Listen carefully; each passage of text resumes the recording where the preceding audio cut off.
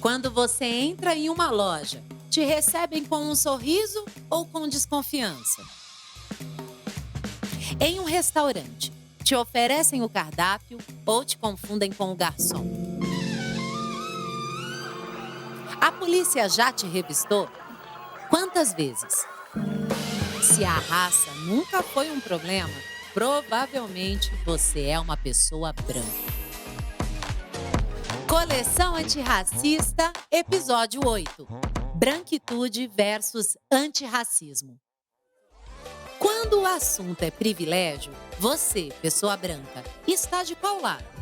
Prefere se manter em silêncio? Parte para o ataque ou fica na defensiva?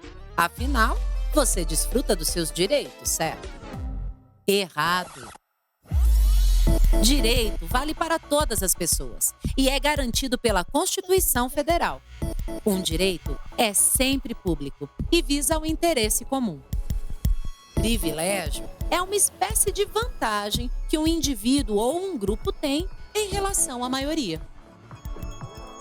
Você pode ter um branco e um negro numa determinada favela saindo para buscar emprego e o branco saberá que está em situação de vantagem com relação àquele negro vizinho dele.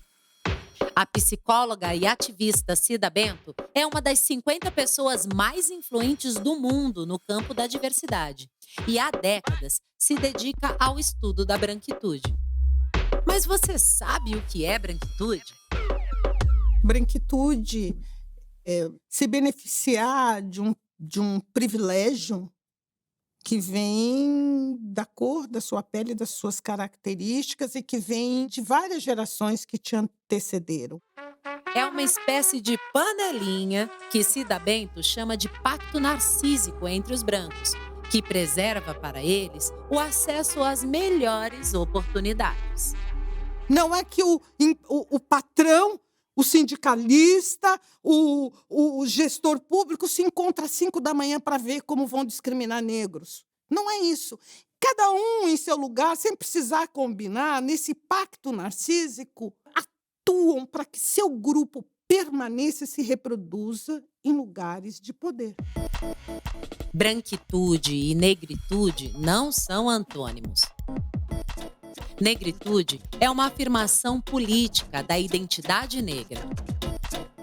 Já branquitude é uma identidade que se forjou no silêncio, porque as pessoas brancas não se veem como sujeitos racializados.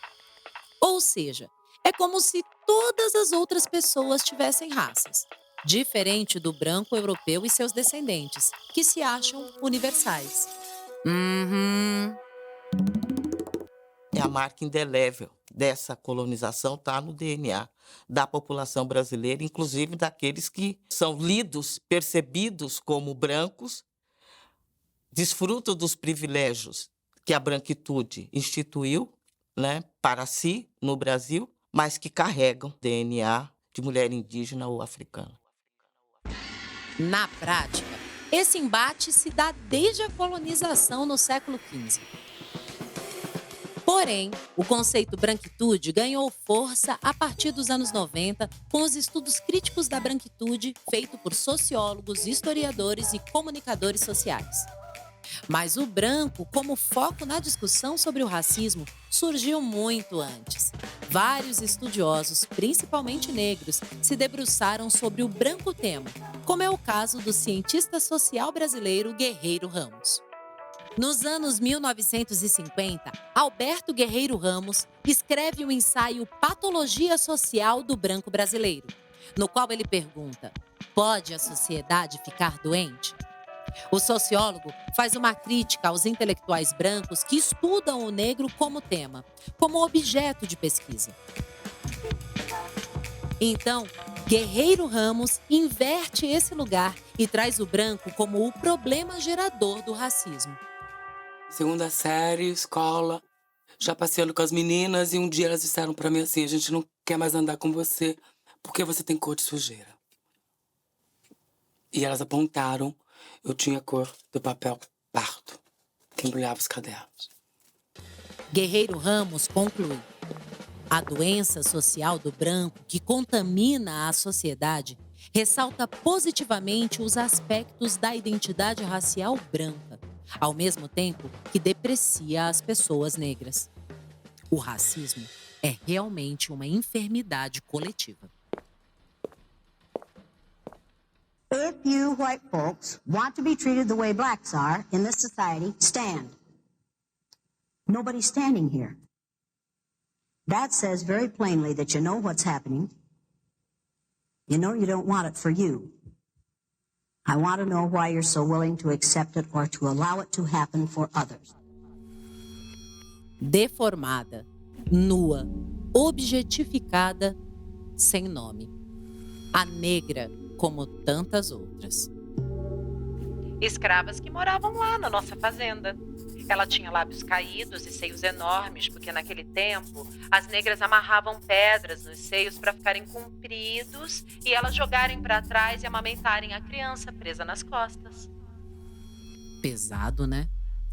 Só que Tarsila do Amaral disse essas palavras como se fosse a coisa mais normal do mundo. Quase 50 anos após ter realizado a pintura inspirada em uma pessoa negra que ela se dizia próxima e que nunca teve o nome citado pela artista.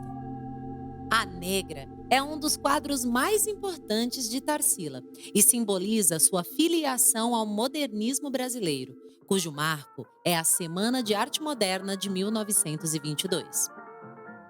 E você já pensou na exclusão dos artistas negros no maior evento de arte moderna do século XX? Realizada 34 anos após o fim da escravatura no Brasil, a Semana de 22 foi organizada pelos filhos das famílias cafeeiras, a elite paulistana da época. Por que deixaram os afro-brasileiros de fora da programação? Que modernidade é essa, hein? A artista visual Renata Felinto enterra o quadro A Negra e, com ele, todas as amas de leite que deram o corpo como alimento durante a escravidão. Enterra também o culto aos modelos modernistas que carregam em si a gênese racista das elites escravocratas. Uma reparação simbólica por meio da arte. E olha só, o quadro A Negra foi pintado durante uma temporada de Tarsila em Paris. Privilégio, né? Quem se debruça sobre a análise do conceito de privilégio é o sociólogo, historiador e pensador panafricanista Du Bois. Nascido nos Estados Unidos em 1868, Du Bois escreveu Black Reconstruction in America, um marco nos estudos sobre a branquitude. Du Bois mostra que mesmo quando o trabalhador branco é pobre, ele tem vantagens, trânsito livre e tratamento cordial. Além disso, os brancos ocupam as funções públicas de poder. Os tribunais dependem dos seus votos e as escolas dos seus filhos são melhores. Não é possível falar em meritocracia em um país racista. Numa sociedade marcada por desigualdades sociais, os indivíduos não alcançarão os mesmos resultados se não tiverem as mesmas oportunidades. Assim, a meritocracia torna-se mais uma forma de perpetuar privilégios. Uma sociedade é racista ou não é. Palavra de Frantz Fanon, filósofo e psiquiatra, nascido em 1925 na Martinica, uma ilha caribenha que já foi uma das colônias da França. Pele Negra, Máscaras Brancas, seu primeiro livro, lançado em 1952 e atual até hoje, analisa a constituição da subjetividade das pessoas negras a partir do colonialismo. Na obra, Fanon apresenta de forma psicanalítica imagens que retratam a experiência negra no mundo, demonstrando que a sociedade branca atua para inferiorizar e desumanizar as pessoas negras. E como construir uma sociedade antirracista? Eu acredito muito que todos os indivíduos, todos, têm o que fazer na luta antirracista. Não é possível acabar com o racismo se os brancos não olharem para si, se a branquitude não for, pensada como uma perversão. com a ideia de raça. Eu acredito que todas as instituições precisam fazer ações afirmativas, porque se elas não fizerem ações afirmativas, o racismo por si só continua fazendo que as instituições prevaleçam brancos. Com a implementação da Lei 10.639, que obriga o ensino da história afro-brasileira, você tem uma possibilidade de implementar uma ação antirracista na educação, produzir curso de formação, produzir materiais, resgatar literatura sobre a história, negros, brancos, indígenas aqui no Brasil, recontar essa história. As matrizes brasileiras têm a presença indígena, negra e europeia. As crianças não podem aprender só sobre a matriz europeia, ou a matriz europeia falando da matriz indígena e africana. Cada um tem sua voz, cada um tem sua história. E trazer essa história articulada para nossas crianças é motivo de orgulho. Que tal ser um agente antirracista dentro da sua casa, no trabalho, nos lugares que você frequenta?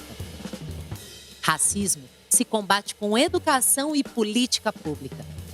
Exija mudanças estruturais do poder público e ações afirmativas em todas as instituições. O lugar do antirracista é dizer o tempo todo que ele não é signatário desse pacto perverso que está em vigor. O antirracismo branco, ele tem que ser ativo. Ele tem que fazer que o poder que se transformou em privilégio seja usado na emancipação de todos nós.